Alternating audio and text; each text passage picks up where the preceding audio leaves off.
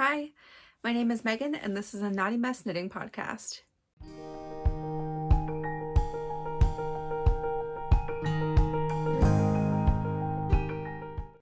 Hey everybody, welcome to episode 29.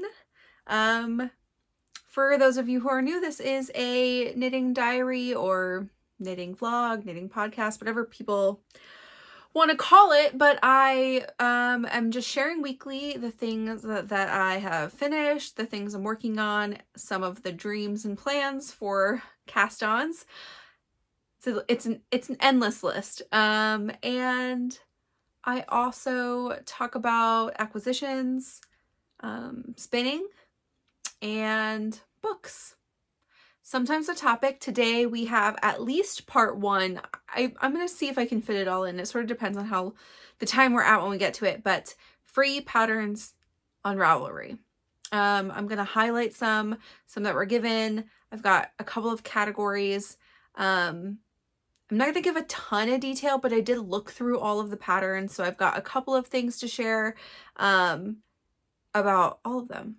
So let's go.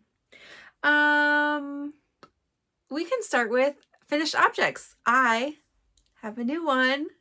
Does this look familiar to anybody? This is a finished t-shirt. My second finished t-shirt of the year and 1 week apart from the first one, so that's kind of fun. This is the Ripple Crop Top Worsted from Jessie Made Designs, who she is Jessie with a lash of, or sorry, it should be. She is Jessie May on Instagram. There's like 4 S's, I think, so if you're looking for her. This is a pattern I got during her birthday sale. It is my first Jessie Made design pattern, and I really like it. It's so flattering. It's very cute. And of course I like the yarn. So let me talk about the details first and then I'll stand up. I will also put a picture here. I did not take one yet, but I plan to do it tomorrow, even though I don't think it's gonna be that nice tomorrow. Maybe I'll snap one even just like in the house somewhere so you can see me. And quite honestly, this will be tomorrow. So I will likely not, I'll just do like no face, because I'm not gonna put makeup on tomorrow, and I don't, yeah, that's whatever, that's a thing. So this is a negative ease top. So I just cast this on last week. Is that true? The 11th. So not that long ago. And it seriously, it flew by. So this is a size 5, which is a 45 inches. The recommended ease is -1 to +1. But we talked about this last week. The gauge is a very interesting thing. In this pattern, since it's a 3x3 ribbing, like you can stretch that quite a lot. So like, I'm sure she would have gotten that question a ton of times. Stretched or unstretched, how much stretched, whatever. So the gauge is really as stretched or unstretched, this many stitches in 4 inches. The row gauge is the only thing you can kind of really actually estimate, but that still changes when you stretch. So I stretched medium, felt like it was pretty good, and just went 4th. A really easy way to just get a different fit is do the same size with the same yarn in a needle size that's different, like a size up or 2, and then you probably get something a lot flowier, or like, yeah. So, but like, I really like the texture and like the fabric that this created. Anyway, it is on 4mm needles, and the yarn is gorgeous. Yes, you're right. This is my Spain yarn. This is EKF Carlsbad Worsted, which is 100% superwash merino, 218 yards per 100 grams, and it is colorway Balearic Sea, and I am obsessed. It's so pretty. What I will say is I did not do any skein switching. Yes, that's still recommended.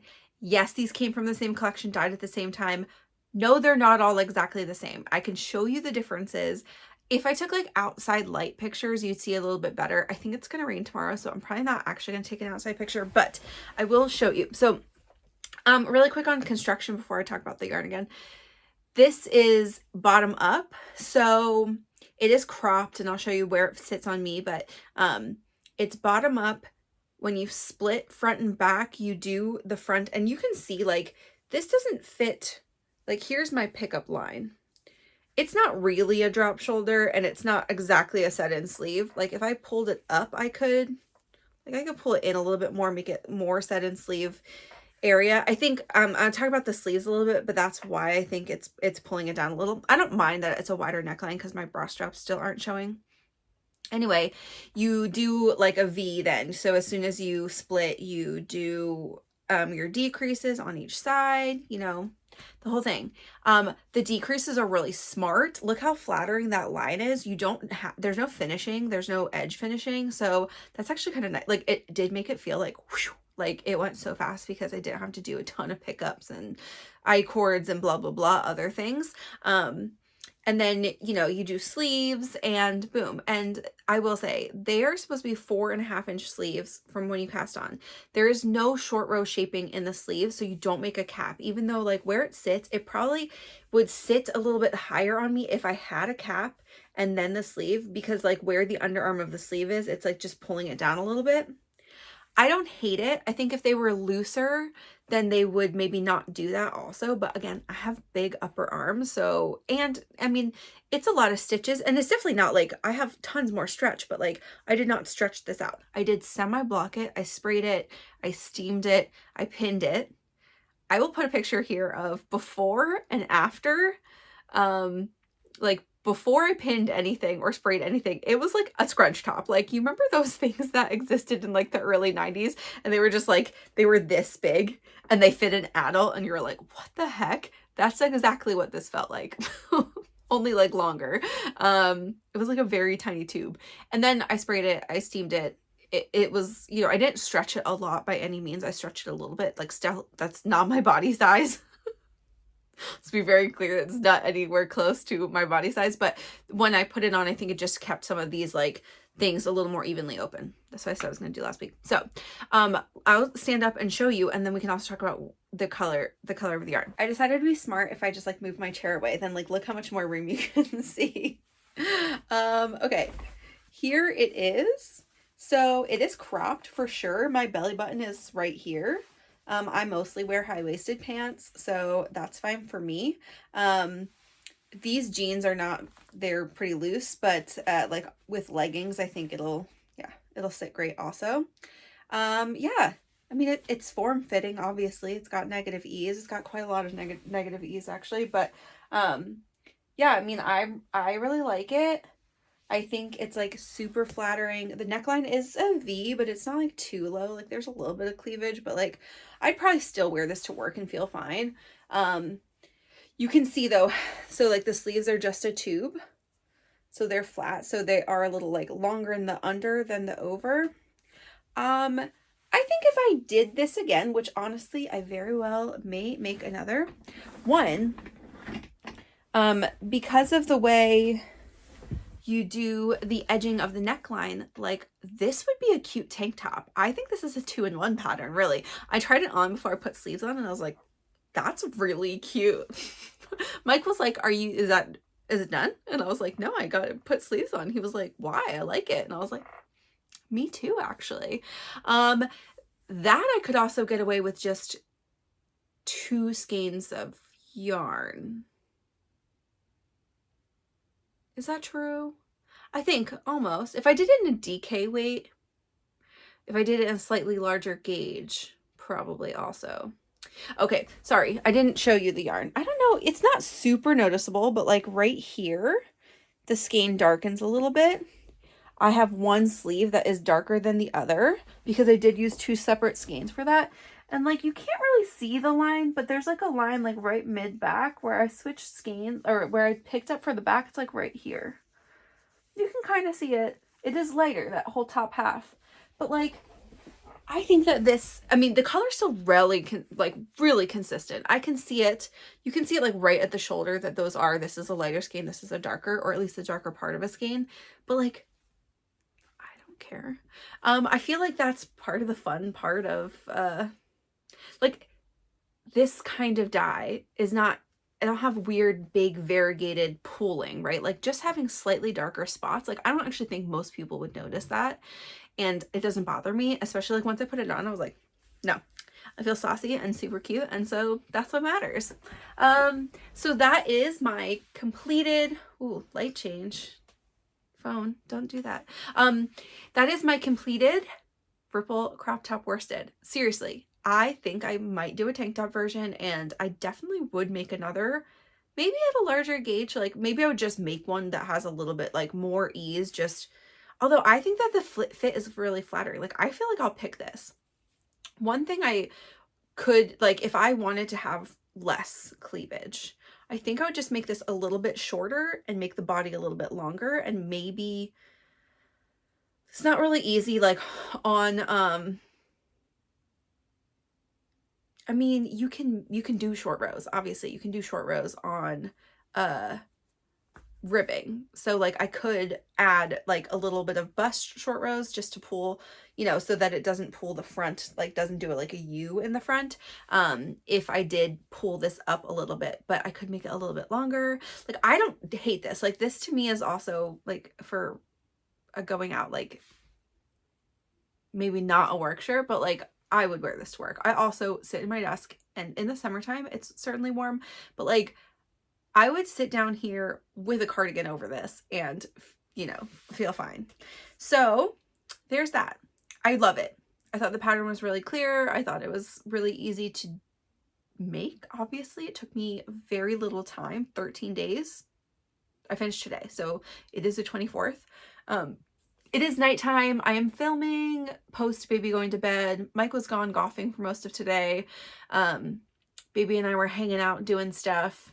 I finished like the very little bit of sleeve during her nap and pinned it and all the things while she was sleeping, which was great. But because I wasn't done with it, and also because like she's only got one nap, we just switched her to one nap, y'all. This is so exciting, but also it's so unpredictable if she's going to take a really great nap or if she's going to take a not so great nap. So I didn't want to be, you know, down here and partway through filming and have to stop for 5 hours until she goes down to sleep. So saving it all for the end of the day. You got me.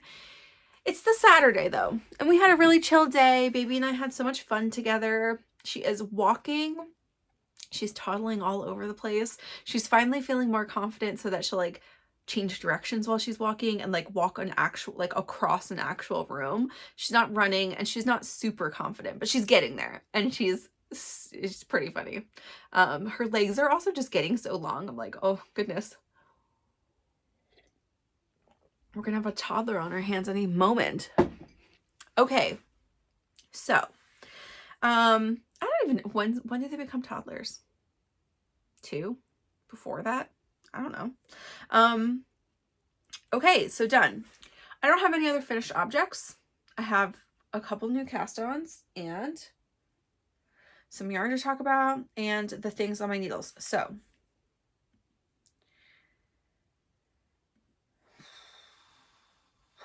okay, let's talk about, I'm just trying to think about what order. Let's talk about oldest to newest again. So I did, you know, I said last week that I would say something in the chat to have a call for the Calm Down cardigan.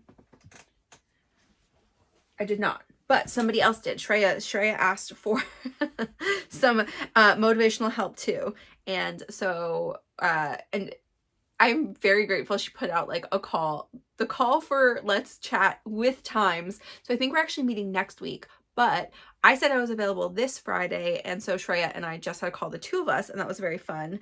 And while we were on the call, I did a very hard, arduous thing on this cardigan, but let's talk general progress. So, for everybody, anyone who's new, or if you just are catching up after some weeks away, this is the Calm Down cardigan by Lily Kate France, who is Lily Kate Makes on Instagram and YouTube. It is a saddle shoulder construction top down cardigan. It has very large sleeves. It has some very fun, like the ribbing goes down the sleeve. That's not a unique, it's not a super unique pattern thing, but it's cute. It is short rows in the button band. I don't know. There's a couple of very cute details in this. I am making a size 4, which is 51.5 inches. I feel like I should know that by now. I've been talking about this cardigan for like ever. It's supposed to have 10 to 12. It's recommended, not supposed to. It's recommended to have 10 to 12 inches. I don't want that much, so I'm not making the biggest, like any bigger size. I'm using 4mm needles for the body, 3.75 for the ribbing, and 3.5 for the button band. So this is a woolly knit cone. The color is Bias. It's their merino blend. It's just merino. It's non-superwash. And I'm using 2 cones, so it's 257 yards per 100 grams when it's held double. Okay. Those are the details we talk about every time. This color is outrageous. Like, this is a good color on me. Like, this is a great color on me. This is also a great color on me. I'm so excited to be adding things I just like really can't wait to wear. Okay. I did work, you guys. Like, so much work. Okay. I don't want to drop anything. Here is my stitch marker. This is, as you may recognize, a Hello Lavender stitch marker. It's one of her like little baby flowers. They're so cute. So this is my progress keeper. Look at that. Not only did I finish the small amount of body rows I had left, I also did the short rows, which I thought was like, oh, gonna be like 5 or 10 rows. No, it's like 25 rows.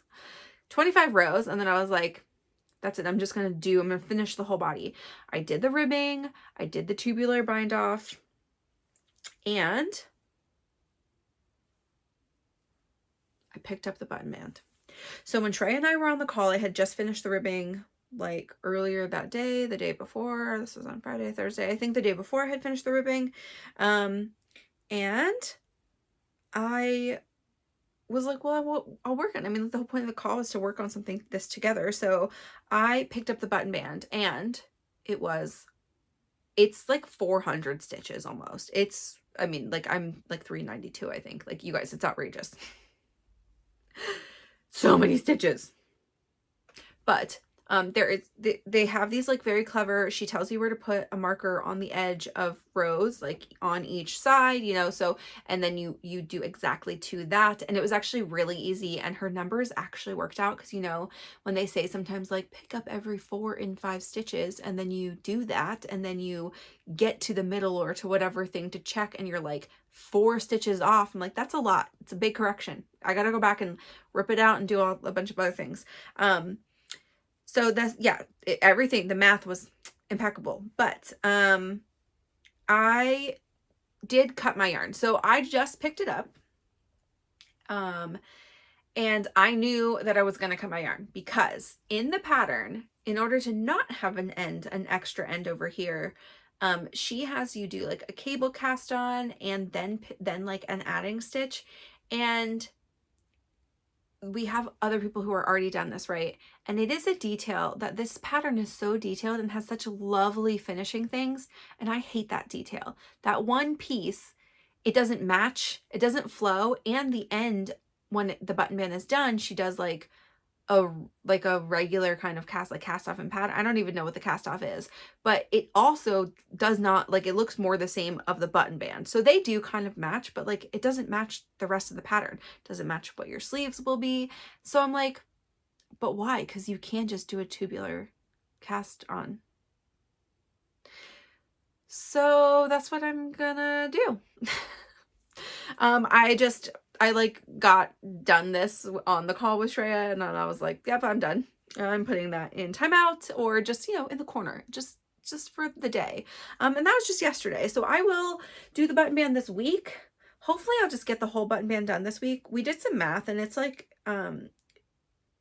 like many thousands of stitches. And oh, it'll be fine. I'm gonna do it. So there's several nights of work for me. It's like a whole shirt doing the button band of this. This is why, you guys, like, it's a DK weight thing, but it's just like the details and some of the sizing proportions of it, like, woof. But I can't wait to have it, like this color. I can't wait. So I'm gonna keep making moves on that. I mean, that's pretty good. I'd like to get like all the way to a sleeve picked up next week. That would be kind of outrageous. And just moving forward. Well, it's not so bad because I don't have so many cast-ons, but I mean, we only have 4 active projects and then some other things to talk about. Okay, so the next one to talk about is the Instant Crush pullover, which is a pattern by Hohi Locatelli, who is Hohi Locat on Instagram. It is a top-down, all over fluffy colorwork sweater, and it is my knit-along. This is a very casual knit-along I'm hosting via Instagram mostly. And we are just chatting with each other to keep each other encouraged on this project. I'm going to keep the chat live at least until March 31st. So we have 2 full months to work on it. I'm going to I was like, oh, I'll wait and finish along with everybody else. I do maybe want these needles to be freed up. So I'm not going to like keep myself to that, but I'm also not rushing through it. So like this week, there was a ball in here.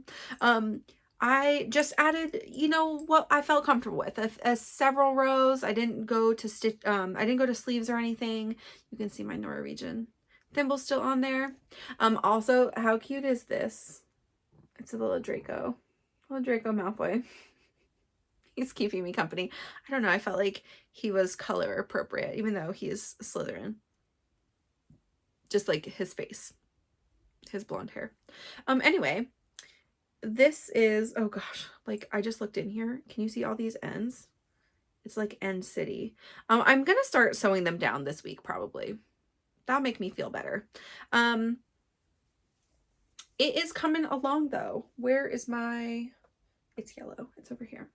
Here is my Progress Keeper. Another very cute Hello Lavender. It's, you know, I probably added that's a good amount. Almost 3 inches. It's probably like 15 rows. I did finish chart 3 and I'm on chart 4, which is the only thing left for the body. It's chart 4 just until you hit whatever size, whatever length. I think I may end there though this week and go to a sleeve. Like I might just get down to one color and then go to a sleeve. I don't really want to cut this though.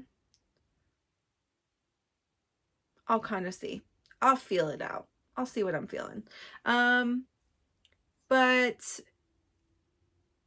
I don't think I'm nervous on amount of yarn. Like I feel like I have a lot of all the colors still.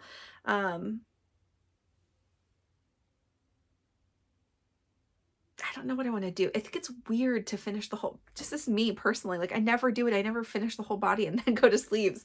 But logistically, like maybe that's what I should do. We'll see. We'll kind of see how I'm feeling.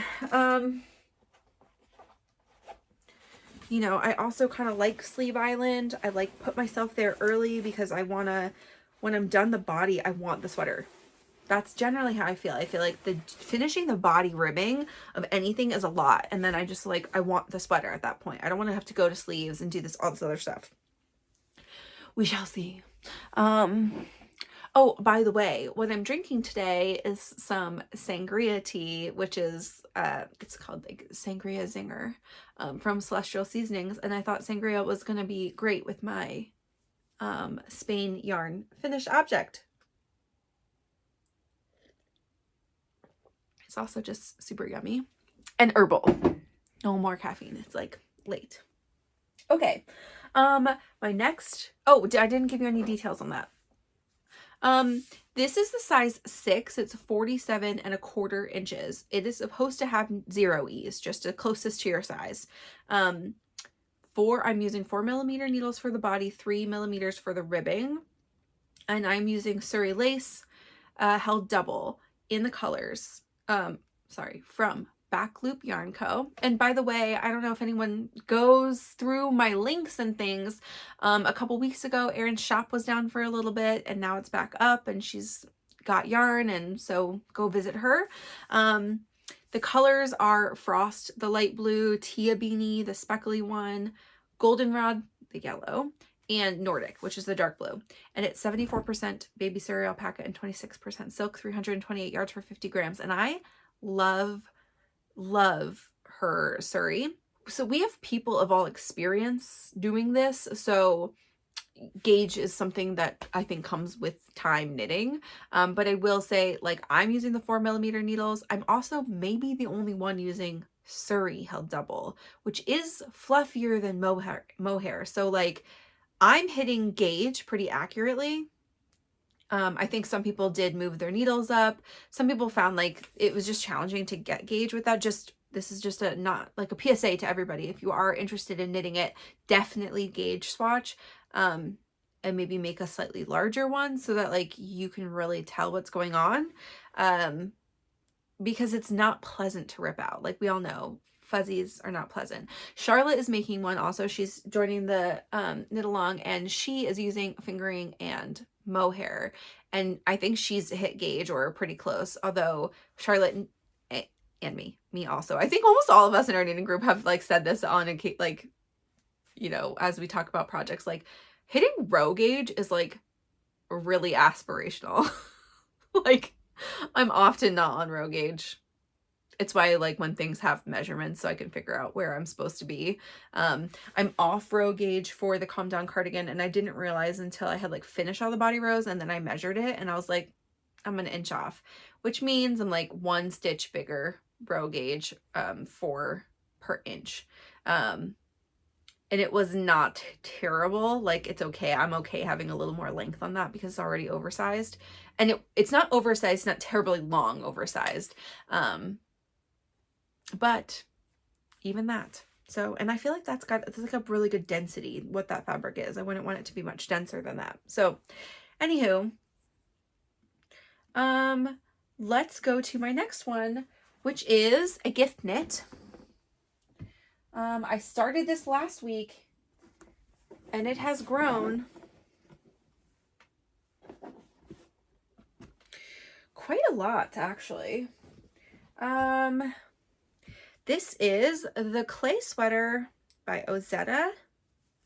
Her name is Haley Smedley, and I am gift knitting this for my sister-in-law.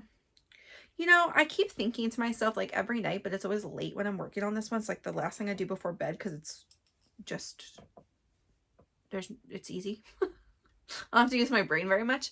But I keep thinking like, oh, I'll take a picture and send it to Cressa. I'll take a picture and send it to Cressa. Like, and I'm just like, have not done that. But yeah, holy neon, here we go. Now we're looking like a sweater. This design, it's a drop shoulder, top down, all over garter texture. So like intermittent garter garter stripes. Is that what we call it? I don't know. A garter stripes pattern. It's so nice. It is very hot pink, and that's what she wanted.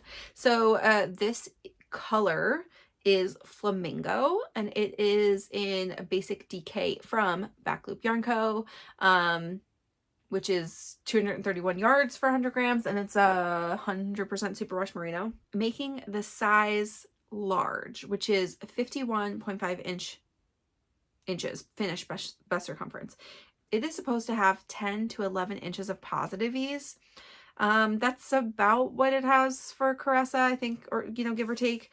I'm using the 5mm needles, which is the recommended. I did not gauge swatch this because I figured either way it would be fine. I am pretty on gauge. I'm maybe a little, again, a little aspirational on the row gauge. I'm pretty close though. And that's all I have to say about that, about like the written things for this. So yeah, I have, where was I last week? Okay, I don't have a really cute stitch marker on this one, or progress keeper, because I just like, I don't know, I like didn't know where. I was too lazy to get up, I think, to like go get one. I didn't have one close by, but this is where I was last week. I had done the short rows. I think I just finished and started some of the body rows, and so I finished the back panel, which was a couple more repeats, and then I cast on the front, and you know, pick up and cast on, pick up each side and then meet them, you know, like a normal. What I will say is, can I hold it up? I think it's like about this. So, like, this is where, do you see the slopes are, it's like the stick season. The slopes are going to sit right on the back, not up on the shoulders, like these little slope stitches. And so you can see like where I am on the front. I have like 2 more pattern repeats and then I'll join. So they're not quite there yet, but I'm like pretty close. That's not so bad. It's not so much. I'm feeling ready to just get in the round, though I know it's going to just be as much, I mean, like, it's as much purling either way. I don't know if it's more or less. I think it's the same, because yeah, I think it's going to be like about the same amount of purling, but it'll be, you know, a whole round. It's just nice when you like are like, you know, it's not as floppy. It'll be like a thing. Then it'll feel like a thing, and that's great. And I will probably do the same thing for this one, where I'll get joined several inches in, and then I will pick up sleeves. I don't have her to test it on. She is shorter than me. I can wear this size, so I will put it on myself, and guesstimate the arm length. They'll probably make them a little bit long for her, which in my book is still a little bit better than short, because they do, I think they decrease, so it'll be like, you know, the ribbon will be like actually tight, like bracelet, you know, not baggy, so she can just like push it up her arms, or what, you know, whatever, if it's too long.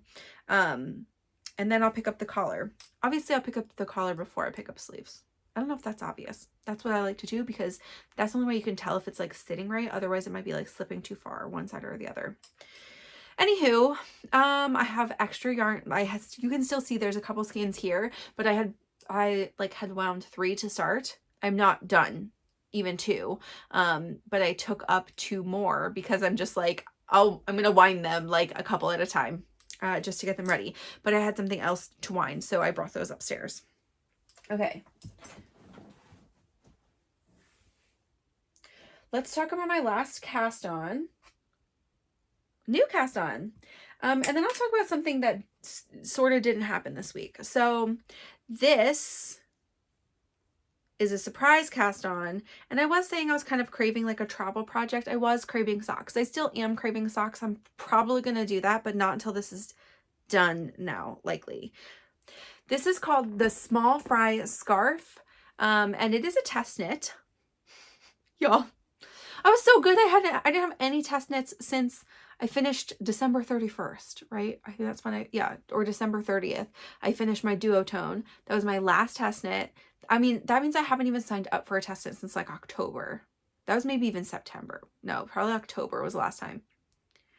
I was so good. That's like 3 whole months. And then I signed up for 2 this week. Okay, well, one of them we'll talk about in a second. This one, though, is called the Small Fry Scarf by Samantha Guerin Design. Samantha Guerin, if you'll remember, I made my superlative. That's her pattern. I have a couple other of her patterns. Salty Air is on my list to make this year. That one I'm so excited for. I get the yarn for that one next week. That's on my Make 12. Yes, I said I had all the yarn from my Make 12, but that one is sort of an exception because I did a sample, knew I had yarn owed to me, had enough like in the pay money for the sample to buy what I wanted for the Salty Air, and I finally ordered. It just like took a long time for me to pick a color. I finally ordered it. It's going to be here this week, so you'll see it next podcast. But this is Small Fry. It's so cute. It's so tiny so far. And I've already finished like 4 repeats of this. So that's so exciting. I don't know if I'll actually memorize it. It's like 24 rows of the main part of the repeat. I mean, it's very intuitive, like what you're adding. Each row is just like, I would have to like remember how many rows that are the same before the, I don't know, before the increase. And it's charted and it's written, and I've just been using the chart. Well, I like to do both if that's the option, just to see if I find one easier than the other, then I'll use it. I mean, that's part of testing, right? So I read through the pattern, and then I decided to do the written for chart A, which is the setup, and then chart B, I just did the I just did a whole repeat, and then I went through the written and just made sure I like was doing the right thing and that the written part makes sense to me and I didn't have any questions for it. So I'm testing well. But I'll just use that for the rest of it because I can mark off my lines a little bit easier to be able to like check how many times. So you do it a bunch of times, and it is a shawl that has, or scarf that has I-cord edging. Yes, very beautiful. It has this slip stitch design, and it has increases and decreases just on one side. So similar to my like little tiny baby scarf thing, the turtle dove from Nordland, that was her mystery knit along this year. This is going to do the same thing where it just increases one side, and then so it's like a little triangle. It's a really gradual increase. So, and it's going to be longer than that. Like you can wrap it, I think probably twice around your neck and then have like a little tiny tie. That's the picture that I would have already put up. That's like Samantha's only picture she's released so far. It's very cute. I'm very much liking the pattern. I wanted something like pretty easy. Yes, it's charted, but like, again, I'm not like thinking very hard while I'm doing it. Like, I just want to make sure I've got all the rows done. I really like it though. It is, like just mindless enough. So that's good. And great travel project. I would still take this to travel, even if I had to mark, you know, where I am. I think by the time I get another like repeat or so done, I will not really need to do that. Anywho, and because the decreases are slow, like I don't actually think I'm going to add tons of stitches to this. Like it's not going to grow exponentially and then get smaller. It's just going to be like kind of a skinny thing. This yarn is, I don't know. Should I be using an I don't know for a test knit? I think it's okay. In this circumstance, this is a 2-ply yarn that is a fingering weight yarn, and it is definitely something that's like 400 yards for 100 grams. Just like the weight, I compared it to 2 others that I know are that, like Woolberry. It's likely a Woolberry. I think I might have gotten this from Erin as like a D-stash that was just wound Woolberry. I'm not sure. It doesn't have a band. But it feels like Woolberry berry, berry fingering. So, or berry sock. Probably berry sock. So that's what I think it is. But I don't know what this color is. You know, I don't know when it would have come from. 2021 or before, probably, or 22. But it's very nice. The coloring has like just enough variegation, but I think that you can see the pattern fine. It was already wound, and I don't need quite a full skein. So I thought this was a great project. This is like 92 grams. So perfect. And I think, well, no, maybe it was like even like 95. I think it was 95. I wrote it down. It's in my phone somewhere. It is, dreaming. She's with me right now. Anyway, it is written so interestingly, and this is happening as a Ravelry test, which I don't love. Ravelry tests. I've only ever done one other, I think, that was conducted on Ravelry, and I just like, I don't go there to check in groups that much, so like, I don't know, it was fine. It's fine that it's there. It's just like kind of dumb, but it is not, it's just a scarf. Like I don't think that like there needs to be quite so much chatter, and I don't think there's going to be a lot of questions because she did a really good job writing it down, what you're doing. But she did put in the pattern sport weight, but the yarn she puts in is like a 390 yards for 100 grams sport weight, which to me is a light fingering, or is a heavy fingering, which is like essentially all those like sock yarns that have 400 yards for 100 grams. I mean, you're a very small ratio different between 390 and 400. Bigger ratio, 328 to 390. That would be like a lot denser of a scarf. Anyway, I hit gauge. You know, it's looking great. Like, so I'm going with it. And that's my answer. Yeah. Plus I didn't have anything for this, and like this is not a color like I would use otherwise, other than like a sock or a little scarf like this. And this is actually a really good one that I'm gonna make, and I probably will keep it to like give to somebody. Like I'll just keep it to the side to give to somebody. But I'm really liking the pattern, and I'm thinking like maybe I'll make another one in a color I want. Like if I want to have a little walking scarf, like a tiny thing that's easy to throw on. So here we are. That's my newest cast on. Okay, let's talk about what I didn't cast on. And then I'm going to talk about spinning. So I said I was going to cast on my Heirloom quilt cardigan. Well, okay, I did and didn't. I didn't bring it down here because I'm not really happy. It's in a baby timeout. You guys know I like to tell it like it is. I like to be diplomatic because I don't like, everybody has their own things, right? Designers design in their ways. I don't like, you'll see this when I'm going to talk about these free patterns. I did not just a wholesale pick every free pattern on Ravelry. I don't like a lot of the free patterns, but like also they're just not my style. So then that's okay. Like I think that's fine, but I didn't highlight them for you because that's not something I would knit. And that's how I picked what would be a cute knit. Because otherwise, like, how am I going to judge that? So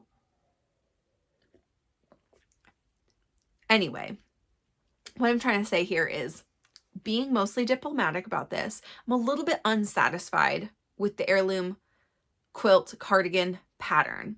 I bought it and hadn't really like ever looked at it. I looked at the chart, but I just like didn't skim that much through the pattern, thinking there would be more to this. It is very, very bare bones, like so bare bones in that she doesn't tell you what cast on style to use, what cast off style to use for like bind off for each square. There are no notes in the whole pattern about how to knit colorwork flat. Now everybody, think to yourself, how often have you knit colorwork flat if you are a colorwork knitter? Yeah, probably never, because it's not a thing people do. So the fact that this whole thing is colorwork knit flat and there are no notes about how to do that and keep a consistent gauge and like not having weird tangles, I'm a little disappointed in that. Also, like that's, yeah, I mean, just there were some pieces where I'm like, it's a relatively expensive pattern. I do think knitting patterns in all overall are underpriced. I mean, I love a $6 pattern for my wallet, but like sewing patterns are a lot more expensive than that. Like, you know, and those are like, it's just, you know, I don't want to undervalue like the work that people put into it. I do just wish that there was a little bit more on the actual square construction, because there is like some stuff about sleeves, there's stuff about the, like, it's not like there's no pattern, it's just less, like no mattress stitching guidelines, no, like, it just says, you know, mattress stitch and have points touch each other, which is a little bit challenging, I think. Like, I would consider myself an advanced knitter, and I feel a little bit intimidated by the fact that there's like really no information for things that are newish or not really used skills. So what I did for the first, okay, so last weekend, I was really excited. It was like right after I filmed, Mike and I watched a movie. We watched Dune again because the second one is coming out or came out, or I don't know. We didn't watch the second one yet, but he was all hyped on watching it.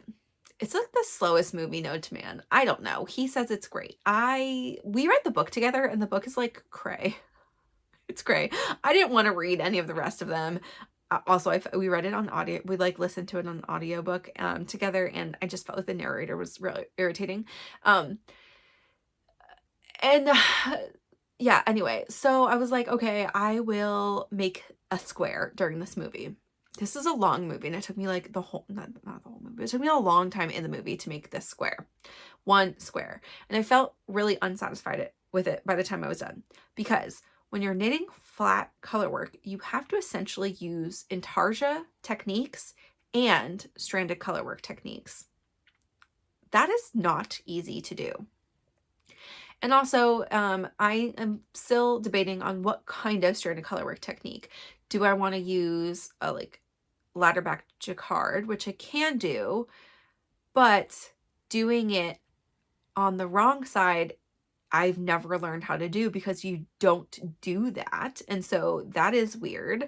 I didn't really like how often I had caught floats. So I think like, you know, and there are lots of squares to do. There are 36 to do. I think you are going to get better at them, and that's fine. But like, I don't want my first one to be total trash. And this one is trash. Like I'm going to undo it. But like, because I wasn't doing the intarsia technique of twisting my yarn in that last stitch, because I'll flash a picture up of the cardigan again so people know what I'm talking about. But like in the quilt squares, like just how they are, you know, like the outside parts of each corner like don't have any color work in them, because then you're just going to the edging. And you could carry the yarn, but like this is a lot of extra yarn you're using for no reason. And that's another thing I don't love, is that then you're having sort of like different densities throughout the sweater. Every 4 corners are going to be like, yes, they're going to be seamed together, but they're going to be a lighter density than the middle part of every star. That's weird. I think that's weird. I could do this in Tarsia. I totally could. That would be horrific. I counted how many ends would be in one square, and it's like 20 or something, 15. And 15 ends to weave in is not okay when there's 4, you know, or whatever, when you just do it stranded. So that's probably what I'll do. But when you get to the end, before those 4 corners, like you need to twist your yarn so that you don't get the like a pool between the 2 colors. My first one is like a pool, so it's like pulling up, it looks like, which it just looks like trash. So I put that in timeout for the rest of the week. And then I was going to talk to Charlotte about it, who actually she did a class, like, we're just randomly talking about this before I was even ready to cast this on. And she said that she had done a knitting class that she knit colorwork flat, backwards and forwards. And that was like what the class was about. And I was like, when would you ever need that? Joke's on me right now. So I'm going to talk to her a little bit more about like what she would suggest, having done that, and like what they taught her, you know, just like pick her brain a little bit so I can decide what I want to do. And that is like forcing me to potentially practice 2-handed color work, which I don't like to do. I do prefer the thimble, but the thimble makes it hard. It's harder to do that last color twist that way. It's more challenging, I guess. It's not impossible, but you can't use the thimble also on the reverse side. I can't. I don't have any idea how I would, because I purl like using my finger, and that's where the it sits. So challenge accepted. I'm gonna do it still. I'm not that mad at it. I'm just like a little annoyed and need a moment before I actually start it. That's okay. Let's talk about spinning. So I am spinning something new. I think I mentioned this, that I would like to do merino next. And so here's my merino floof. I think it's called Busy Bee Fibers. This was actually gifted to me when I bought my wheel. The gal who sold me so I bought a secondhand. And she had the wheel and had said it had the tag on it still, like it got put together, and she said she spun on it like twice, and I believe her. And But she gave me like 2 bags of fiber, stuff that she was like, I'm not spending anymore and I'm moving. So like, do you want this? And I was like, yeah. So, it's like, I'm pretty sure it's Busy Bee Fibers Merino, like the like gray blend. I think that's what it is. It just says gray on the, it might say gray bee. I'm not really sure on the packet. It's like, it's ripped right at like on the label. But I did like look on her Etsy, and she's got really great prices for fiber, by the way, if you're like looking for some merino. It's very, very soft, like so soft. So I will say this is not prepped. And like I don't know if you can tell on camera, but like to me, it's very airy, but it also like, it's visibly softer and less dense than like anything I've spun yet. So like when I pulled the braid away, it already like looked like nice fluff. Like I could spin from this. I've still been pre-drafting, which just means that you like yank your fibers apart a little bit. But when we pre-draft this, like you can see it gets even lighter in gray color. And it looks unreal. Like it's so soft looking. So, yeah, that's what I'm doing. I, have this much done.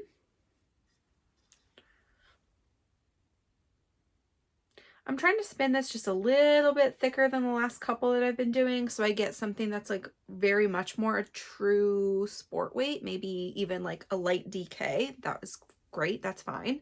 I have a grayish brown, like it's blended also gray and brown together, maybe merino, and I might just like do both of those together and use that for something.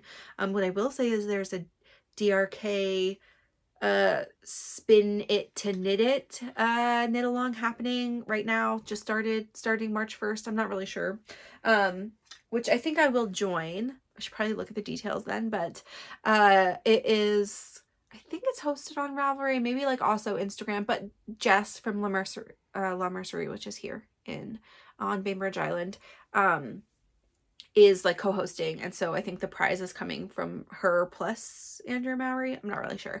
Anyway, it's any of the Traveler patterns, and I really love the Traveler hoodie. Like I really love that, but I don't think I'm gonna knit that right now. But I just spun that very lightweight Rambouillet, and that's 2 skeins, which would be 2 skeins of DK if I hold it together, and so I might make the cowl out of that.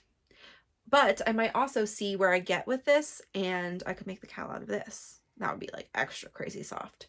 But I love that Rambouillet. So there is the spinning for this week. I didn't get very far. I have like one single partly done, and that's all. But I'm really enjoying the merino. I was really intimidated. I thought it would be like so slippery and just like run right off the, as I'm drafting. But it's actually like been just sticky enough, and I feel confident enough that I can just like work with it, catch it, whatever. And but it's been more consistent because I think like this pulls apart so nicely that I'm not like getting like little bloops and stuff. Yeah, it's great. Okay, let's go right into my acquisition. So yesterday Mike went with me to a yarn store. We had a very very small date. We ate a meal out of the house, and we went to the yarn store that's close-ish to us. It's not the closest one to me. I've actually never been to it. It's called Strand by the Sea. It is in Edmonds, Washington. It's right by the ferry terminal. So if you know anything about Seattle, we've got ferries all over the freaking place. But there's one ferry in Edmonds that goes to Kingston, which is on the peninsula, and it's 30 minutes directly across. Edmonds is close to us. We've been to the downtown Edmonds a lot of times, but this is right at the ferry terminal, and I've never really like done any, like, I haven't been to any stores that are right there. It's not right on the downtown strip. Anyway, I called them this week to confirm color, that they had this color, that they had enough of this color, and that this color is what I wanted. The lady was so nice, so I was like, yeah, I have to just go in and get it. So test knit number 2 that I signed up for is one that I knew was coming and I'm so excited for, and it's my first test for Iris. So you all know I'm an affiliate for Iris, who is Iris Makes on Instagram, and she is a woman in STEM who also designs knitting patterns. It's not a unique thing because there's so many really smart people who love to knit. It's a great way to use your brain as your hobby. But, and there's lots of math involved and stuff, so I think like the STEM women thrive in that, the calculation land. But yeah, so Iris has had one other pattern go up for testing during the time that I've been an affiliate, but it was for a summer top that it was like right when I was trying to get things off the needles. So I didn't sign up for it. I do really like that pattern. It's very cute. That test is coming right along. I think it'll be released like early springish. But she had been teasing this one for a while, so I knew it was coming. I was really excited. On my Make 12 this year is a Haley slipover. And that is a cute vest pattern. It's an all over cable work, and it's great. She made a pullover version. So the Haley sweater is in testing right now. We got the pattern this week. I have read through parts of it. There are some details that like Iris is still, I guess really the only thing, the key was missing for the cable. She's using like a traditional cable key, so like you can just look it up. But she threw that in this week because people were like, you know, it's like so funny. This is a really long test window. We have until the fall almost.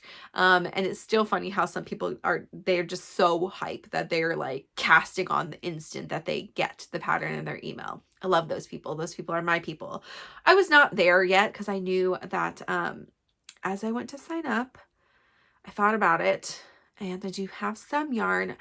This is a DK weight, and she is using a lighter DK weight. So I wanted to make sure I had something that was similar, but something that you could get easily stateside.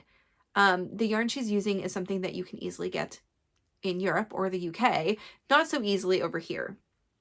So I wanted to have a US option because, you know, they've got a lot of the US knitters over here who'd want something they can get. And it is not a 230 yard or, you know, whatever, DK weights. She's using them as almost 280 or almost 290 yards for 100 grams. So I'm decided when she's a little bit heavier, that would be easily accessible. So I got this Cascade BFL. This is the first time I'm going to use this yarn. Cascade Yarns, for anybody who doesn't know, is actually a yarn company based here in Seattle. Cascade, that is our mountain range. That's right, one of the mountain ranges in Washington. And they are a Seattle-based company. They do not have their own store. They are only, you know, a resale company. So they have tons of lines of yarn, like so many, and you can find them in pretty much any local yarn store. You can find them in lots of places online also if that's how you shop. And I highly recommend. I've used a lot of Cascade yarn in my life. I've liked pretty much all of them other than my Eco Alpaca. You guys know this. This is my high time top I made this summer. That one was also several years old, Eco Alpaca, but eco being the key word, it was scratchy. This is their BFL line. This is a non-superwash 100% blue face Leicester wool. It is 262 yards for 100 grams, and it's soft. I mean, it's next to skin soft. It's not as soft as a superwash merino, but for a commercial non-superwash, I feel satisfied with like how toothy it is and also like how soft it is. I think I will be fine wearing this next to skin.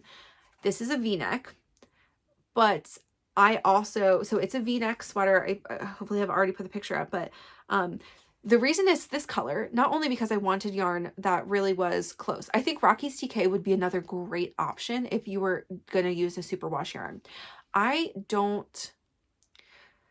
In my garment knitting beginning, I think I was not as conscious or aware of, even like when I made hats, like I was not as aware of yarn things, how blends affect patterns, texture, for color work, like things I prefer, you know, like all of these things. It's a part of your knitting journey. That's why I love all fiber things, because there's always more to learn. In this case, I know from me personal experience, like just smaller objects even, I have never made an all over cable work sweater. I think that's true. I've done cables in things but like large cables and twisted stitches. I don't think I've made a cable sweater. Anyway, so I'm very excited to make this one. But I do know, like for making hats and things with superwash yarn and cables, they tend to pull a lot, like stretch a lot and not necessarily hold the shape well. Not as well. So I knew I wanted something non-superwash.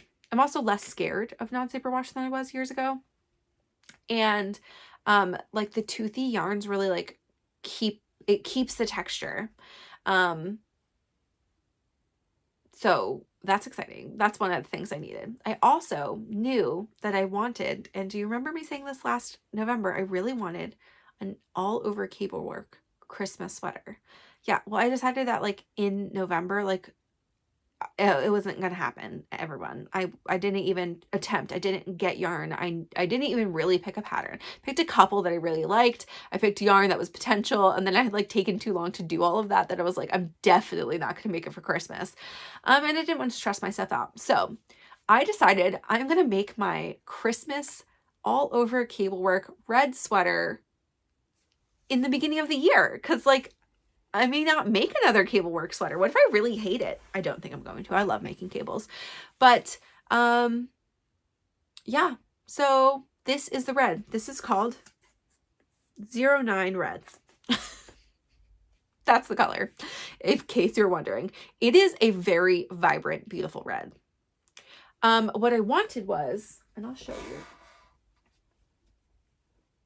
I have this other Cascade yarn. This is Cascade Fingering 220. This is the color Christmas Red. I wanted Christmas Red, but they don't have Christmas Red in this base because it is a different underbase, right? So it's not a merino, which I think most of the 220s are, what does it even say here? Peruvian Highland wool, which I think is maybe like all the 220s are Peruvian Highland wool, something like that. Anyway, the tonality of the actual base yarn base is a little bit different. So this is Christmas Red and this is 09 Red. They are slightly different. This does have more of a orange hue, but held alone, it looks really, really red. That was good enough for me. I looked at it at the store. It was fine. What I didn't want was like, I didn't want a wine red for this. I wanted a red. And y'all, red. I'm so excited.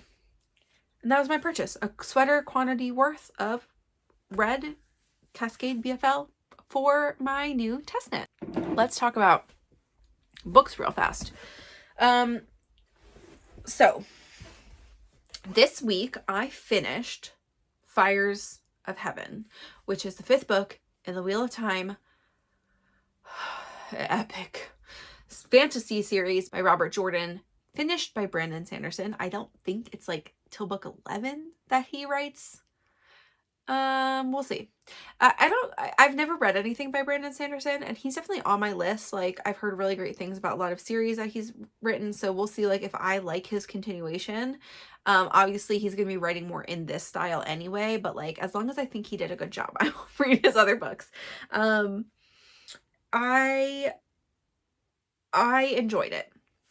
This one was different, I think, than the last like 4, at least the last 3, where there was always like something that brought all these characters who kept spreading out to do their own journeys like back together, and then they would spread back out like right at the very end. And so you pick up the next book when they're already like doing whatever their things are, and then they like come back together. In this one, it was really like they're now in a couple of like sects of things that they're doing, and they all just kind of stayed gone from each other. I was like a little bit sad. You don't hear about Perrin at all in the whole second half of this book, which I feel like, what the heck? What's Perrin doing? I want to know. But there is a lot of Rand and Matt being, you know, dudes. But actually, okay, so the end was very dramatic. And so, like, I was very upset for a minute. But it was good. It was good when I got to the very end of that. I can't wait for book 6, but I did put it down this week for the rest of the week because I have been watching some booktube. I don't have TikTok, so I never go on Book Talk. Only things that like make it to Instagram do I see. And I'm mostly on my crafting Instagram, so I don't really see that many book things there. Though there's like influence from crafters who read. Thank God for all of you guys. But I was like, I just feel like I would like a couple recommendations for some fantasy reads, maybe some fantasy romance reads. And I got some really great books. I got some really good that I added to my TBR. So you'll be hearing about those. But one of the booktubers that I was watching reminded me, she was talking about another part of the series, but I decided to just restart from the beginning about Cassandra Clare's books. It's just like all the Shadowhunter books, if anybody remembers these. I read these first when I was like in high school or maybe like the beginning of college. And I did read the first 3, like the original trilogy. And that is City of Bones, City of Ash, City of Glass. I read this week City of Bones and City of Ash, and I'm started on City of Glass. I'm like maybe like 50% through City of Glass. Anyway, this is the original story following Clary and Jace and Alec and Isabel and Simon and Maya and all of the things they get into. It's so teenage angsty. Like, there's 16 in this book, so teenage angsty. But I really do like, for as much as these books are like very YA, let's just call it that. They're very YA. They're still so good. Like, I'm still like, oh, the drama. I love the drama. I also love, like, just, yeah, I don't know. There's like just something about it. Maybe it's like a little bit nostalgic for me too, because I do remember reading these. Also, that awful TV show that was on that like Mike watched with me and had so many opinions about. It was a pretty funny time. But I am liking it. I never read any of the other ones though. So I like want to read the second, not even the second half of the Mortal Instruments, but I want to read the Infernal Devices, which is like, I'm going to read them in publishing order. I like looked through a couple of things. Cassandra Clare has like a recommended reading order, but like I read a bunch, like a bunch. I read a pretty long thread on Reddit about like what people recommend for this. And there were a bunch of people that weighed in who had read them, obviously. And most people agreed, like, just read them in publication by publication date, because you are only going to get the spoilers everyone else got too. So you're never going to like skip ahead to things that you shouldn't know. Even though she maybe has a timeline order that's a little bit different. So I'm just going to do publication order. That's what I'm going to do. And I am looking forward to it. I'm not trying to get like, I'm not going to do all of them without reading anything else, but I definitely just wanted to finish this trilogy first and then get into the other things.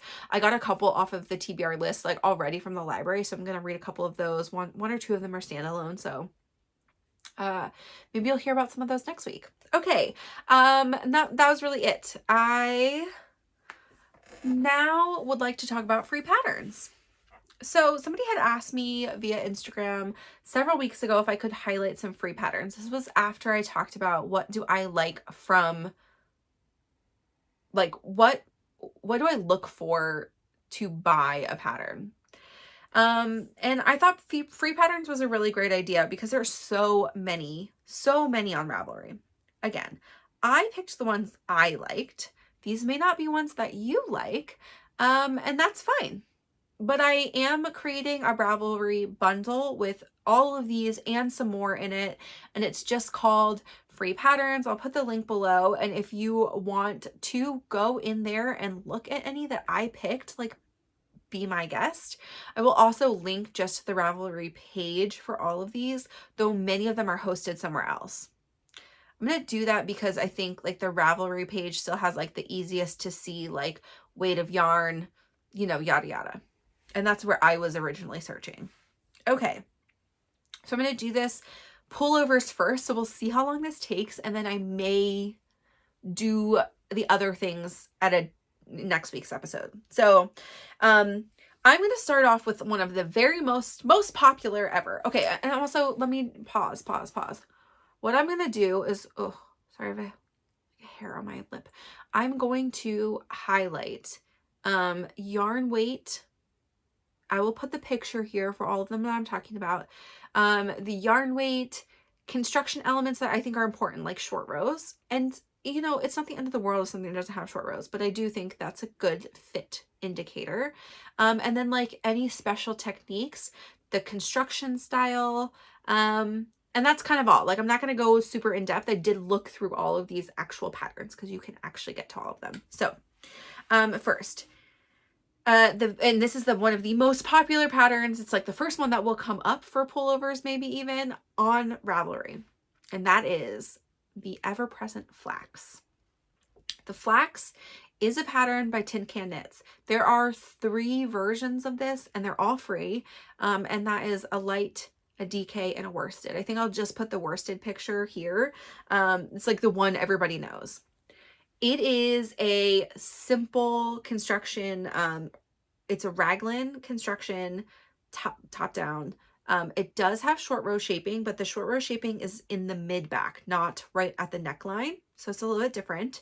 It has sizes. I'm not going to do all the sizes for all of this, but I will note for special ones, like, and not all of these are size inclusive. Remember, if they're a free pattern, I don't stick to, they must be size inclusive. I think that like everybody, like, they're free. So you can do a little bit of work for math, especially for raglans. Like, that's actually pretty easy math to do. Just like, you can go and ask Chat GPT to make you a raglan, like, numbers for something like this if you want to, because it can do that. But, it's really just like, it's just, you know, it's always going to be this like similar growth. Like, none of these I think have any kind of like,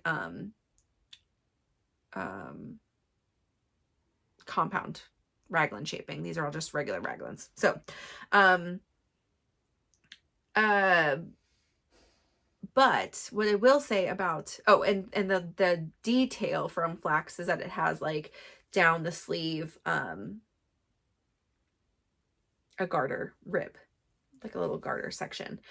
You could easily remove that. And it is like, I know people make this as like their go-to, like they use it for color blocks. They use it for like, it could be a plain raglan that you use for color work. Like you could sub in color work in it, like, and people really like the fit of it. I have never made it, any of them, but I've, you know, obviously seen them. I've looked through the pattern. But I will say also, Tin Can Knits has several others. One more that I'll highlight here, but in the cardigan section, but they have sizes from itty bitty baby to like a 6XL or something like that. So it's the whole family range, which is also why I think people love it so much. And that's great. I think that's amazing. They do have an app now, and in the app you can get all of these free patterns. You can also go into their website and you can get the free pattern. So that's the flax. The next one, I'm actually going to highlight the next 2 things. Well, like really all of the ones that I picked out are patterns that come from either a designer that has a bunch of free patterns or like a collective. So the next one, Tin Can Knits, is more than one person that designs, and you know, they're like a little collective. The next one is S Space Tricot, and they have many free patterns on Ravelry, and I think they have a lot of really great patterns actually. If you're not looking to spend money and you want to try some of like the styles that are popular, they've got several different styles. I'm gonna just highlight 3 of them Yeah, I have 3 of them here. These are all raglans. They do have a couple of circular ones. I don't like, to me, none of those called to me. So I didn't put them in here, but they do have them. Like maybe it's called like the calliope or something like that. They have like one very popular circular yoke thing. I just like don't personally like that construction. So like, you know, look at it if you would like to. But they have the classic, the Paloma. Actually, I didn't put it on here, but they have one called the turtle dove. I don't know. I didn't put it on here, but I think it'll be inside of the Ravelry bundle, and the Bright Side. So those 3 are really great raglan construction sweaters. The classic and the Paloma have very similar silhouettes. The Paloma has the ribbed, like vertical ribbed line that goes down, very similar to the Skyline pullover. But it is a raglan style, top down. All these are top down construction. They all have short row shaping. The Bright Side is a fingering weight, and the other 2 are a fingering plus a fluff. So if you love that style and you don't want to spring for a specific pattern, like use one of these. They all 3 of them have kind of a lot of, you know, they have a lot of projects made from them. And they have like, they all have the kind of the oversized feel, though I think obviously you can do whatever you want with ease. And you can see in projects like people have done that. They have gone either way with ease. Anyway, these patterns, I've downloaded a couple of them. They look easy to read, like easy to follow. Nothing in them screamed difficult to me. So if you are new to sweater making, that may be one that you like. Okay. The next person I'm going to highlight, and this is a single designer, is Alexi Tavel. So, you know, I just made the ballerina wrap top. That's going to go in the bundle. The other ones going in the bundle is going to be the Autumn League pullover, the Winter League pullover, and then a couple of drop shoulders, which I'll talk about. Did I put them here? I don't think I put them on here, but she has a couple of drop shoulders that I also do like and think are cute. So almost all of Alexi's patterns are free on her blog. So you have to go to her blog, which has ads and other things, and that's how you can get to her patterns. You can also buy them ad free if you would like to, but she has like pretty good, her patterns are written pretty clearly. I don't think she has quite as much attention to detail as some other designers that you're going to pay more money for. But she has like a very specific kind of like relaxed preppy vibe. That's how a lot of her things look. That's what I like think of them. She is like she's an East Coaster. She lives in New York City, part-time, also upstate New York, I think. Anyway, now that she has a baby, I don't know where she's living. But she like has this like, you know, she puts out collections, and like some of her collections feel to me like they just feel very East Coasty, which is great. And I think that's a vibe.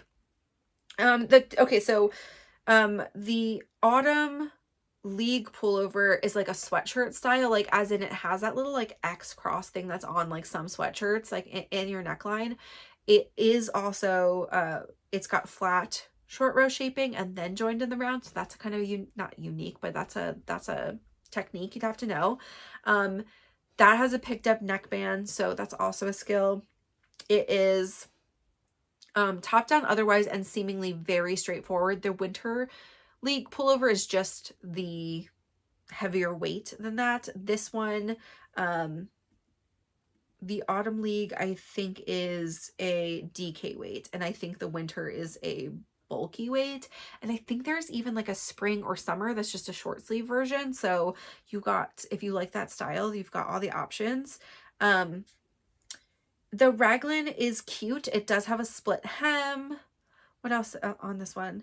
It just like it's like a very like comfy looking sweater. It's actually one that's been on my list for a while, and like I'm tempted to make it just because I kind of like that little X detail. Like it does make it like look really casual, and like that's not a bad thing to have a couple of casual knits. But again, I'm an Alexi supporter. She has expanded sizing for some of these patterns. Not all of them are quite size inclusive, but again, they are free. And she has pretty clear explanation. She's got like very cute little schematics. She does like the hand-drawn picture thing for schematics generally. Yeah, and I like some of the styles. Like I think they're flattering. One that I don't have on here, and I don't know if it's pieced actually. Maybe that's why I didn't put it on here, but it's in my bundle. It's called the Mondrian, and it's like a intarsia colorwork, like patchworky type thing. And I think that one is also so cute, and that's been on my list for a while. It is like bulky, and like I think it's really tempting to make a lot of bulky things when you're new to sweater making because it's rewarding, it goes quickly, but like I don't live in Minnesota, so like I don't need that many bulky sweaters. Worsted is more comfortable generally speaking. There we go. That's just my thought on that. Okay. The next one is one that I've talked about before, also the Metropolis by Tanis Lavely. It is a turtleneck. It's a top-down raglan. It's super simple. It's bulky weight. There is short row shaping. It's just not very many. Actually, like this was my first knit sweater, and I like did not remember that I did short row shaping, but I went back and read the pattern and I was like, heck yeah. So you go for like it's not very much, but it's bulky weight, and I mean, I love that sweater. I like how it fits. So I can personally recommend that the fit is great, and I did not use expensive yarn for that. And I think like slightly denser bulky weight would be very cute in that too. The next one is called Le Pouf sweater. And there are several versions of this, and I think more of them are also free. Anyway, this one is designed by Beata Jezik, and there's a couple of other free patterns from her, but she is, I think, a designer for Hedgehog Fibers, or she often works with them. And so like that's where they're getting published and free. And so I think it like takes you even to their website, and that's how you get it. And so that's like good. It's good traffic for them. But I've had this one on my list forever, because it's got poof sleeves, then it's really cute. Like they're done really well. And I would even just pull that sleeve in for another pattern at some point in the future. It's like so cute. But I have this pinned because I do have scraps and would like to do a couple more scrappy projects. Maybe not this year, maybe that's a next year goal to do like several scrappy projects. But I like the look of this one using its two fingering held together. So as you're growing this, like as you're creating the sweater, you're going like from whatever color to whatever color, but you drop one, you like switch one. So that's how it like keeps it kind of more nice of a gradient. Granted, this was also made with like a hedgehog gradient set, so they're like meant to do that, so that's why it looks really amazing. But there's like almost 700 projects under this one in Ravelry, so yeah, a lot of people have made this one. Other than like the marling, like it's a very simple pattern, but I think that's like also a great thing if you're just like looking to use marling in another pattern. Like go look at this pattern and see the recommendation. Like there's a whole page on the first part of the pattern that like talks about the marling, so that's great. Okay, the next one is and this, we're still in the top down sweaters. So this one is called the Smithfield Pullover. This is actually an Amy Christoffers pattern. Amy Christoffers is Savory Knits, if anyone knows her. She's like all those pressed flower patterns and many others. She's made other patterns, but I think she's like the Barocco, or for a period of time she was like the Barocco design lead or something like that. So this is like a pattern using Barocco yarns published in Knitty. Knitty.com is, I don't know, like it's affiliated somehow. It says it's called Knitty.com, and it is grassroots knitting. It's established in 2002. And also like there's tons of patterns on there. I mean, there's I don't know, 100, 200 patterns. There's a lot of patterns on there. It's not as like vast as Ravelry, but I think maybe all of them are free.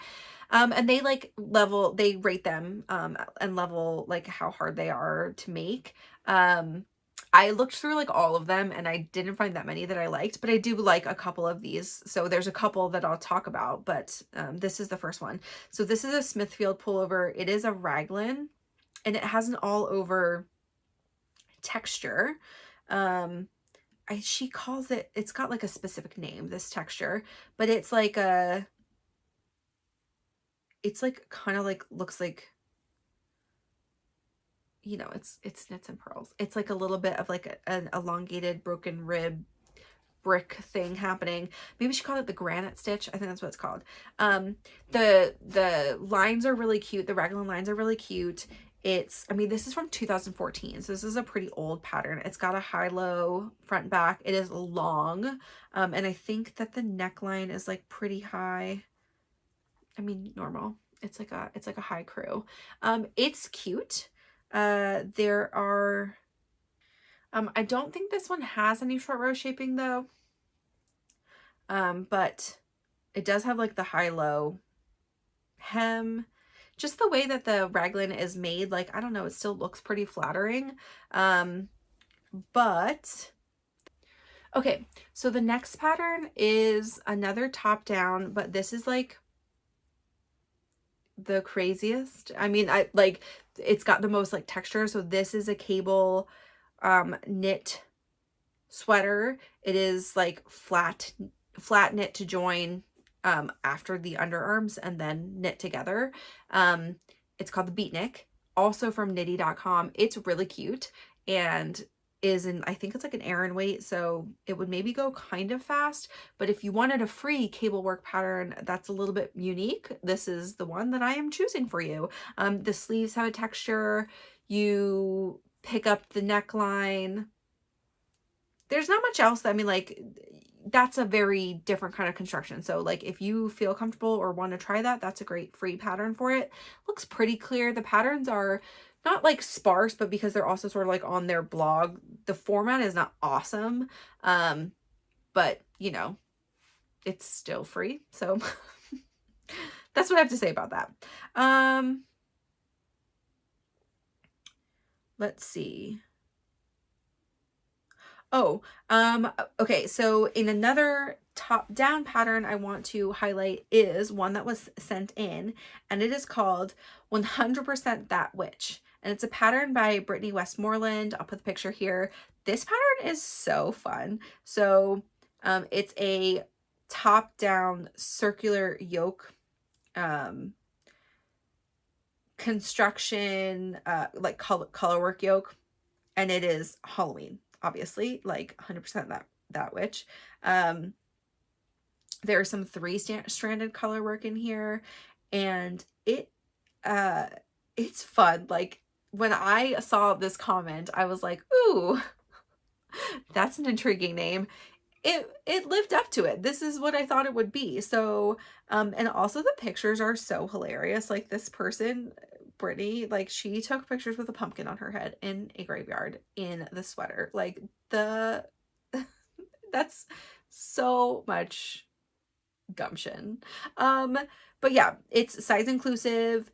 It's DK weight yarn. It's got short rows. I mean, like all the normal other things for a sweater, but yeah, those colorwork designs are really fun. If you didn't like see the close-up, there's like cauldrons, there's like phases of the moon, there's the word potions, and there's like a potions book. So it's like, it's all about making your own little witchy brew. I love it. So there is a colorwork one for you. Okay, so I think now I have a couple bottom up ones. So I didn't include any drop shoulders in the top down, but Alexi does have a couple that I really like. And I'll put those in the thing. But they look kind of similar. Like a couple of hers look pretty similar to this one that I did want to highlight. So I just am only going to talk about this one drop shoulder, but this drop shoulder is the craziest. So also go look at those Alexis if you want a more normal drop shoulder construction wherein you might make the back panel and then do the front pickups, join in the round, knit part of it in the round, and then add your sleeves. That is exactly what I'm doing with the clay sweater. You know, you could do something similar to that with one of hers. She's like a couple worsted, a couple bulky. This one is called the Piper sweater, and the Piper sweater is a pattern by Caitlin Bartold, and I just love this. Like, her pictures are cute, but also like it's like a worsted weight pattern that like she uses cotton, which is this, it's got like a gauge enough that like cotton would make sense. It'd be a great summer sweater. The details are just, it's all about the details. It's actually a pretty simple knit, but it's got some interesting construction. So the way that she does this, I think there are short rows and other things, but really what you need to know is that you knit this flat and seam it, but not in pieces. Like you knit like a smock. So you knit like from the front up, make the hole for the neckline, and then you do the back, and then you pick up the sleeves and knit them and then seam the body. And like, that is wild to me. It's a really cute fit, so hopefully that works. But like, I've had this one pinned because I like one feature of this, and sometimes I pin free patterns just because I like a feature. So like the La Pouf, I like the La Pouf sleeves, but I also like how they did the gradient, so I could just like take those notes and apply them to another pattern that I own, or whatever, or to a different weight or whatever. But this one, she does, what I really like about it is it's garter stripes, but so like the garter row, like the purl row, is in a variegated color. So it's like a great way to show off a single skein of yarn, because it probably doesn't use that much of the contrasting color. But like, also how annoying that the only, like, it's gonna be knit, purl, knit, purl, knit, purl if you're knitting flat, and then purling, or just getting to knit 3 in a row, knit one, and hers is white, and then the variegated, and then the white. But like, that's it. I'm not really sure why she chose to do it flat. Maybe it's the shaping or whatever, but like, I'm sort of interested. Like, I feel like it would, nothing feels super long except that you're making this thing for like a million miles. But the fit is super cute, and that's a drop shoulder. Okay. The next one that's a bottom up is another from knitty.com, which is called the Ayokin. This one is like a light DK weight sweater, and it is a bottom up construction. Like, I think it's more twisted stitches than true cables, but it's got these like columns of twisted stitches. I just think like it looks really flattering, and it's pretty cute. It is bottom up, and it has then like some shoulder shaping. It's just, yeah, it's cute. And like for like another kind of cabled middle, like I think that's like a cute one. And then the sleeves are just in regular stockinette. Anywho, there is another one for you. So that's all the sweaters I have. Oh no, one more is that somebody also suggested that I point out Purl Soho. Purl Soho has some really great patterns. They have a lot of accessories, and they have some very excellent accessories. I have not made any of their garments, so I can't really speak to whether or not like they're great, and I don't personally like a lot of them. Maybe it's like the color of the yarns they're using, and not a lot of them are modeled. The model ones I do like more, but they have some very basic, like a very basic raglan.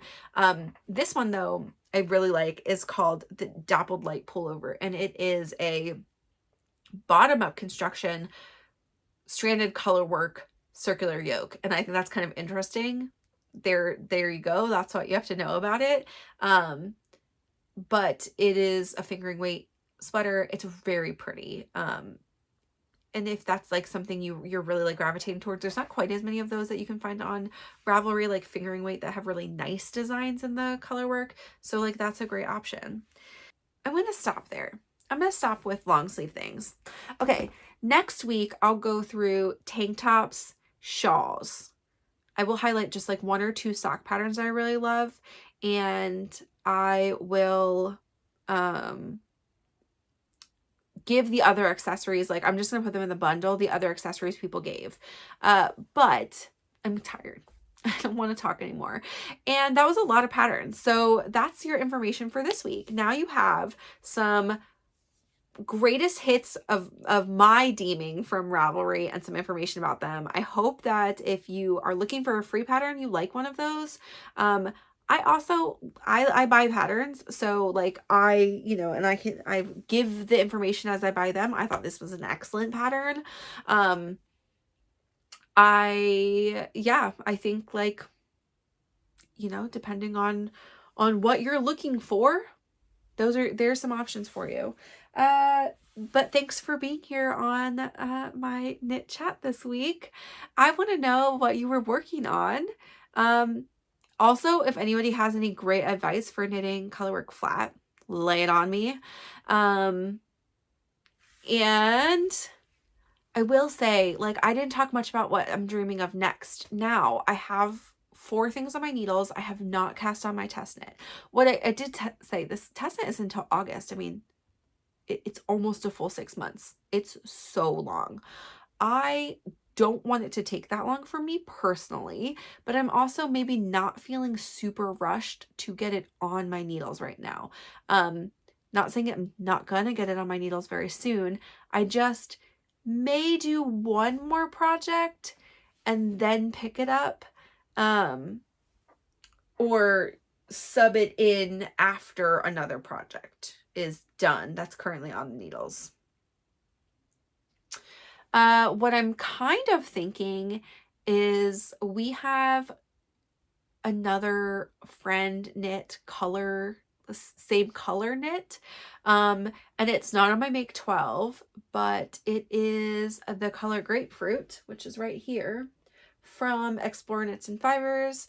I got it from the summer market last summer, and it's just, I wanted to have that knit made. I think Ariel's the only one that's already made her knit in that color. I think Sylvan got that color, Katie got that color, and so did I. Maybe Emily also. And I have a top planned out, and it's another Hyris Makes pattern called the Sundial tee, and I think that's what I'm going to cast on next. I am still craving more t-shirts, and yeah, it's that, or it's going to be a really kind of fast top down, like raglan pullover. And by that, I mean a lento. I have yarn for a lento. I've been wanting to cast on a lento for a long time, and I know it will be super fast and rewarding. I just have to go through and prioritize. And I'm probably ready to cast on another one of my Make 12s also. Just to get them started. I've been talking about the moon set, so that may be also in the running. One of these 3. Or something totally different. I don't know. I couldn't tell you. But I do I'm really excited to make this. Just knowing that this is for Christmas also means that I wouldn't be mad if I got this done like early spring rather than May. Before June for sure. Definitely before August, but do I need to rush through it? I don't know. It is I just really like this color. I'm not knitting anything this color. I don't know, you guys. I'm not sure. Clearly, I'm very indecisive. It is late on a Saturday. I can't make decisions right now. We will see next week if I cast anything on. Who knows? Thank you for being here on my yarn adventures. Let me know what you've been working on. Let me know if I miss any patterns you super love. I didn't get that many from you guys to start with. Now that you have seen what I've been throwing out there, maybe you have some more ideas. Oh, what I will say, I didn't actually pull a pattern for this, but someone did mention, and this is a great call out, Expression Fiber Arts. If you go on their newsletter, they have every Friday, I think they have a new free pattern, and it's free for the week or at least the weekend, I think. and they give you like a code to use, or like it's clicking through your newsletter is free. I'm not really sure. I can't remember. I am on the newsletter. They're not always garments, but there are garments that they release. They're sometimes shawls. They have really beautiful patterns. I've never made one, so I don't know how well, like how well they're written, but this person did say that they're well written and they really like them. So I will throw that out there as like just an extra resource. Which what's hard about that for me to suggest is like they are not free forever. They are free like that week that they are mentioning them. So if you want to join that though and be on the lookout, it's only once a week that you get an email, and it's not, yeah, it's usually got something good in it. So there you go. Okay, that's all. Have a great weekend, day, whenever you're watching this, and I will catch up with you next week. Thanks. Bye.